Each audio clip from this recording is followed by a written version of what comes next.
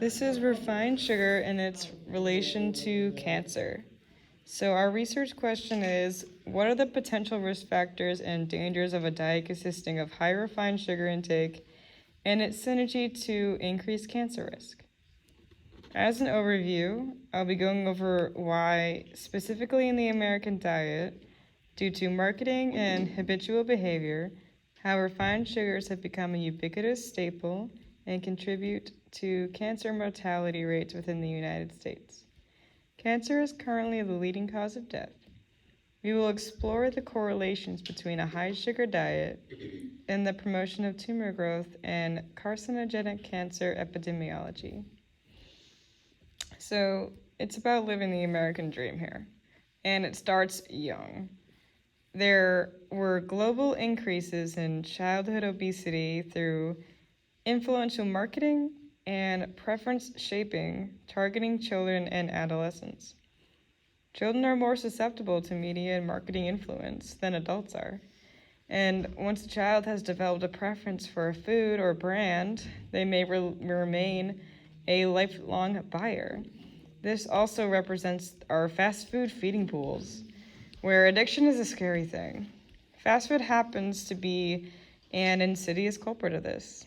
There is an optimal balance between sodium, fat, and added sugars within fast food that stimulates the brain's dopamine center. This high stimulating dopamine hit is similar to certain drugs' effects on the brain, making quick food and bad habits easier to accumulate within the American diet.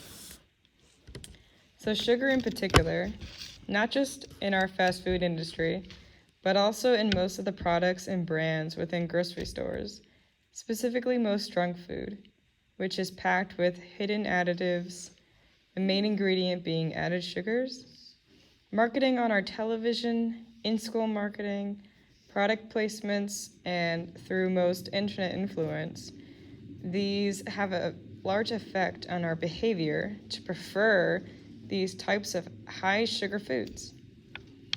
Looking at these charts, we see that as sugar-related additives become more popular in diets over the years, obesity also spikes along with it. They both show a steady increase. And around the 2000s, added sugars dropped due to the introduction of artificial sweeteners. However, we still see the bar of obesity continue to rise. This was mainly due to an overconsumption of overall calories through fats and foods containing these sweeteners, as the brain is still addicted to the dopamine hit left behind by added sugars. Some diseases we find due to sugar are listed here. We learn first that the sugar is devoid of essential nutrients and fiber. They offer little nutritional value, but contribute substantially to caloric intake.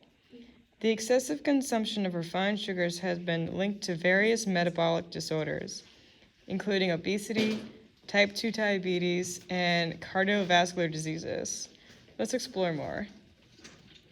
So now here's the main part. We talk about sugar and it's in relation to cancer. Firstly, the rapid absorption of glucose following the ingestion of a highly refined sugar product leads to hyperinsulinemia and insulin resistance. This creating a pro-inflammatory and pro-oxidative space is conducive to tumorigenesis. Moreover, elevated insulin levels stimulate the production of insulin-like growth factor 1. This is a potent mitogen, which is implicated in cancer cell proliferation and survival. Additionally, fructose metabolism in the liver produces reactive oxygen species. These activate oncogenic signaling pathways, which further promote malignant transformation of these cancer cells.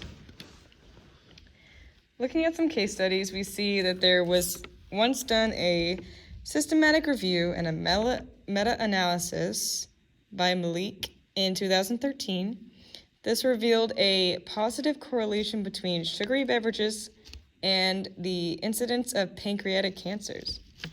Similarly, a prospective cohort study by Macrium in 2018 reported a significant association between high dietary glycemic index and glycemic load, an indicator of a refined sugar product intake, and the risk of breast cancer among postmenopausal women. Furthermore, preclinical studies utilizing animal models have corroborated these findings, demonstrating the carcinogenic potential of high sugar diets in promoting tumor growth and metastasis.